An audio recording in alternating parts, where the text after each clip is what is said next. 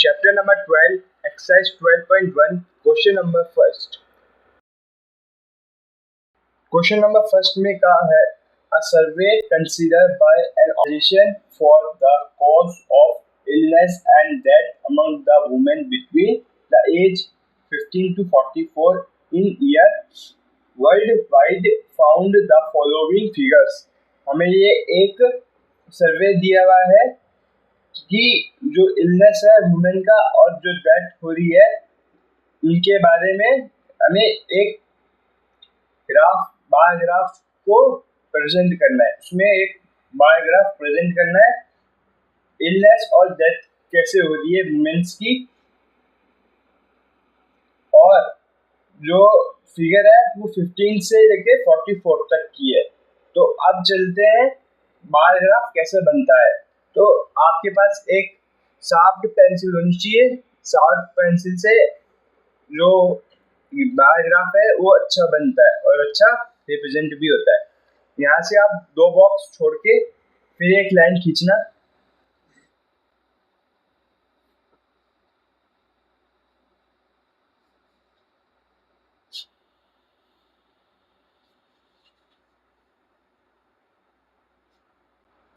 तो ये हमने वाई एक्सिस और एक्स एक्सिस की लाइन बना दी है।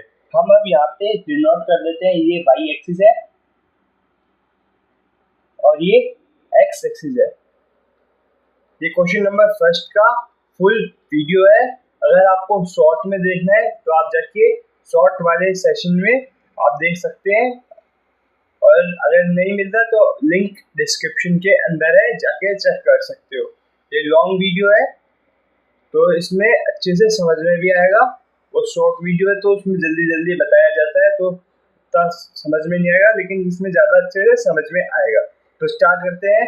अब क्या बोला हुआ है, कॉजेस दे रखे हैं और फीमेल फैसिलिटी रेट दे रखा है। तो फीमेल फैसिलिटी रेट हमें नंबर में दे रखा है, तो हम वाई एक्सिस पे ये लिख देंगे और एक्स एक्सिस पे हम इधर कॉजेस लिख देंगे। जो भी वो कॉज है, किस कारण से वो इल हो रही है या क्या कारण है वो हम इस लाइन पे लिख देंगे। तो स्टार्ट करते हैं लिखना। तो यहाँ पे लिखना है कॉज।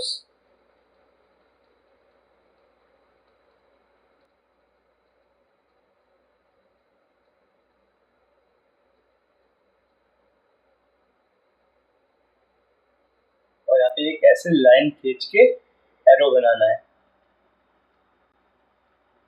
अब यहाँ पे कॉज हो गया। अब क्या दे रखा है, फीमेल फैसिलिटी रेट। तो अब female facility rate Y axis पे लिखना है। तो अब वाई एक्सिस पे फीमेल फैसिलिटी रेट लिखते हैं।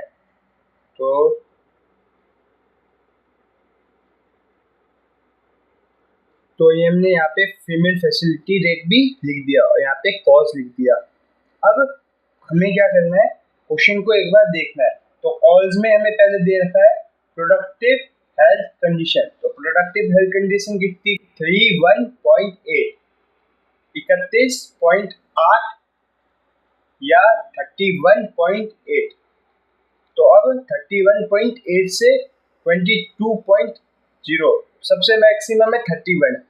तो अब हम यहाँ पे क्या कर सकते हैं, 5 की टेबल लिख सकते हैं, मतलब 5 का गैप लेके लिख सकते हैं। तो हम यहाँ पे क्या करेंगे, वाई एक्सिस पे 5,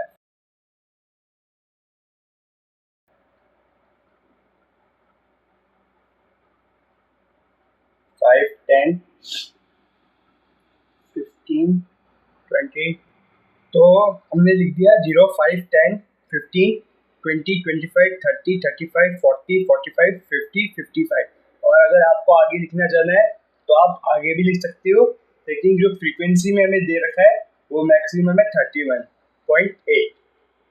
तो अब हमें क्या करना है, जो पहला दे रखा है कॉज रिप्रोडक्टिव हेल्थ कंडीशन, उसको प्लॉट करना है ग्राफ पे। तो कैसे करना है, 31.8 दे रखा है तो 31.8 कहाँ पे आएगा, 30 और 35 के बीच में। तो 1 बॉक्स का गैप देके यहाँ से हम प्लॉट करना स्टार्ट करेंगे। तो 31.8,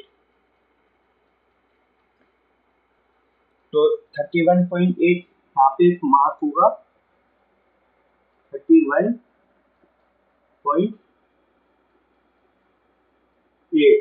यहाँ पे 31.8 है। अब इसको लाइन स्केल की मदद से लाइन खींचनी है। अब डायरेक्ट हाथ से स्ट्रेट लाइन नहीं खींचनी, ऐसे पेंसिल से डायरेक्ट नहीं खींचनी, हमें स्केल का यूज करते हुए खींचनी है, क्योंकि लाइन टेढ़ी मेढ़ी भी आ सकती है, इसलिए स्केल से खींचनी है। और ये भी कौन कितने की है, 31.8 हमने इधर लिख दिया। अब इसके अंदर हम लिख सकते हैं, ये जो बार है इसके अंदर हम लिख सकते हैं रिप्रोडक्टिव हेल्थ कंडीशन, नहीं तो हम यहाँ पे नीचे भी लिख सकते हैं, नीचे आएगा नहीं इसलिए हम इसके अंदर लिखते हैं।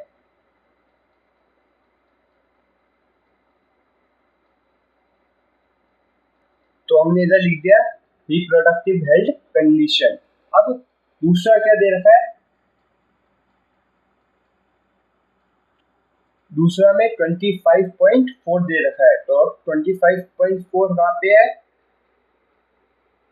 25 ही रहा, 0.4 कितना होगा, थोड़ा सा ऊपर, तो हम यहाँ पे मार्क कर देंगे 25.4।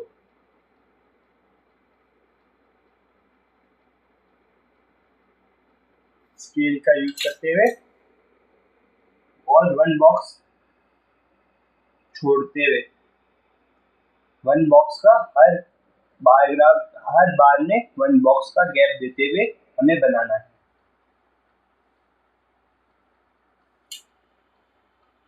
है 25.4, ये कौन सी डिजीजेस है वो इसके अंदर लिखनी है।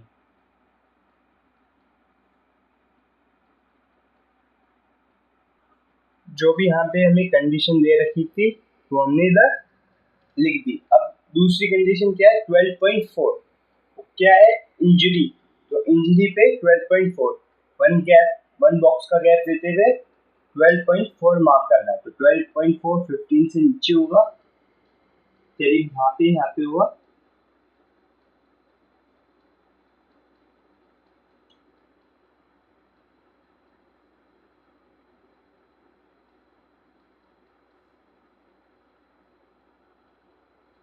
तो अब यहाँ पे क्या लिखना है, 12.5, इधर हमने 12.5 लिख दिया, ये 10 है तो यहाँ 10 से थोड़ा ऊपर होगा और 15 से थोड़ा नीचे होगा, तो ये हमारा 12.5 है। अब 12.5 हो गया, सॉरी 4 था, 12.4 था, 12.4 इधर हो गया। अब यहाँ पे क्या लिखना है, इसके अंदर इंजरीज, तो हम इसके अंदर इंजरी लिखते हैं।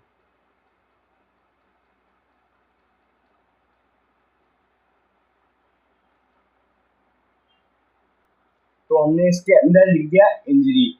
अब फोर्थ क्या है, फोर्थ कंडीशन है कार्डियोवास्कुलर कंडीशन, तो उसमें कितने 4.3, मतलब 5 से भी नीचे बनेगी, तो 1 बॉक्स का 1.5 क्या है, 4.3 यहाँ पे हमने बना दिया।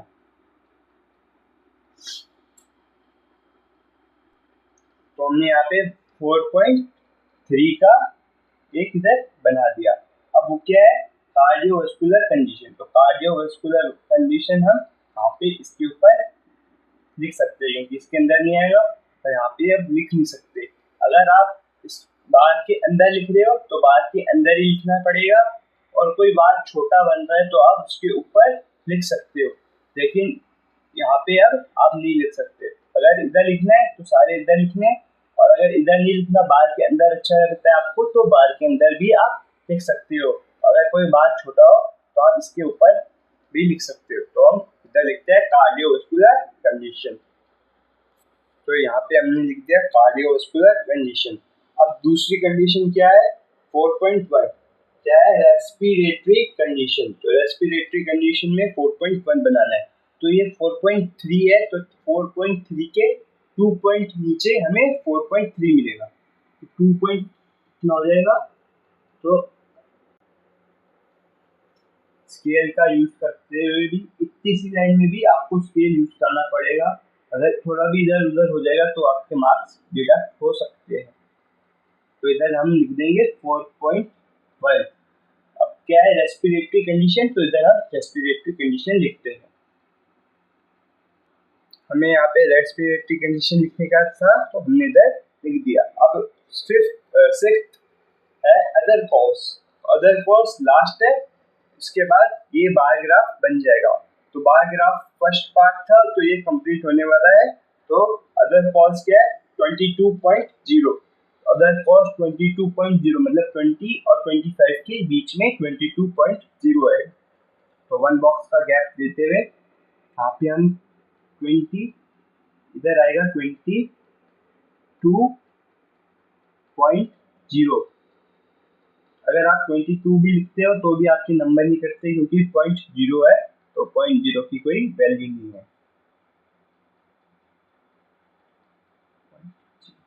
अब ये क्या है अदर कॉज, तो इसके बॉक्स के अंदर हम अदर कॉज लिखते हैं। तो हमने इधर अदर कॉज लिख दिया।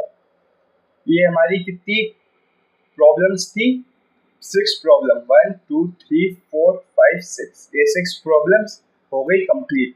अब बार ग्राफ पे हमने कर दी प्लॉटिंग। अब हम करेंगे क्वेश्चन पार्ट सेकंड। ये कौन सा पार्ट था, फर्स्ट पार्ट था। फर्स्ट पार्ट में उन्होंने कहा था कि आप बनाओ जो बार ग्राफ होता है उसको ग्राफिकली रिप्रेजेंट करो। तो हमने ये तो कर दिया। अब सेकंड क्वेश्चन कह रहा है which condition is the major cause of women ill health and death worldwide। तो इसका क्वेश्चन हम पीछे लिखते हैं। इसका जो क्वेश्चन है इसका आंसर हम पीछे लिखते हैं। अब पार्ट सेकंड कह रहा था कि क्या कौन सा ज्यादा कॉज है जो आपको जो वुमेन को मतलब इल और हेल्थ डेथ के उधर लेके जा रहा था। तो कौन सा है, रिप्रोडक्टिव कंडीशन हेल्थ। तो हम क्या लिख सकते हैं, the major cause of women ill health and death worldwide is reproductive health condition. ये हमारा सबसे मेन कॉज है। तो अब इसको हमने इंग्लिश में ऐसे लिख दिया। अब सभी थर्ड पार्ट क्या कह रहा है, try to find out with the help of your teacher and any two factors which play a major role in the cause above second above being in the major cause। तो हमें इसमें बताना है कि ये कॉज कैसे हो रहा है, जो ऊपर वाला जो ये कॉज है ये कैसे हो रहा है अपने क्लास टीचर से। तो हम बताते हैं कैसे हो रहा है, क्योंकि या तो ये हो सकता है कॉज ये अनएजुकेशन हो यहाँ पे, या पुअर बैकग्राउंड हो। पुअर बैकग्राउंड होगा तो पैसे नहीं होगा उनके पास तो वो दे नहीं पाएंगे और फिर ये जो डेथ है वो होगी। या अनएजुकेशन मतलब पढ़ाई लिखाई ना होती होगी वहाँ पे उस गांव में या जो भी चीज़ है वहाँ पे, तो इसलिए होता होगा। तो हमने इसको इंग्लिश में लिख दिया, 2 factor may be uneducation and poor background. ये हमारा था फर्स्ट क्वेश्चन तीनों पार्ट में। अगर आपको वीडियो अच्छी लगी हो प्लीज़ लाइक कर दीजिए और सब्सक्राइब भी। Thank you for watching.